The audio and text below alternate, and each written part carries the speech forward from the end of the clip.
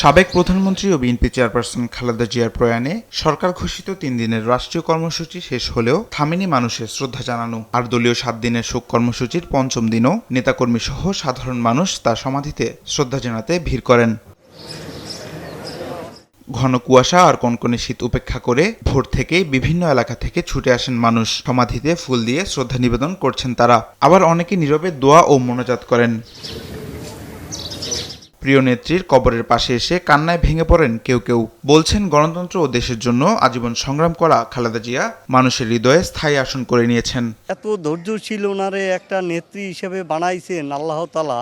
এই রকমের আমার মনে হয় না পৃথিবীতে এই রকমের ধৈর্যশীল কোনো নেত্রী অথবা নেতা। রোজকার সাধারণ খাবার এখন হবে অসাধারণ। প্রাণ স্বাদের মশলা, স্বাদ বাড়ায়, ঘ্রাণ ছড়ায় থাকতে পারে। উনি ছিলেন সর্বজনীন দেশের সকলের একজন প্রিয় নেত্রী। তিনি খুব ভালো মানুষ ছিলেন। তিনি আমাদের দেশের মা এবং গণতন্ত্রের মা।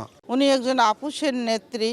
উনি যে এত নির্যাতন সহ্য করতে পারে একটা মানুষ, এটা আমরা না দেখলে হয়তো পৃথিবীতে কেউই বিশ্বাস করতো না।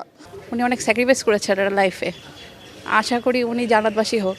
জিয়াউর রহমানের আদর্শ ও খালেদা জিয়ার অনুপ্রেরণায় দেশকে এগিয়ে নেওয়ার আহ্বানও জানান তারা।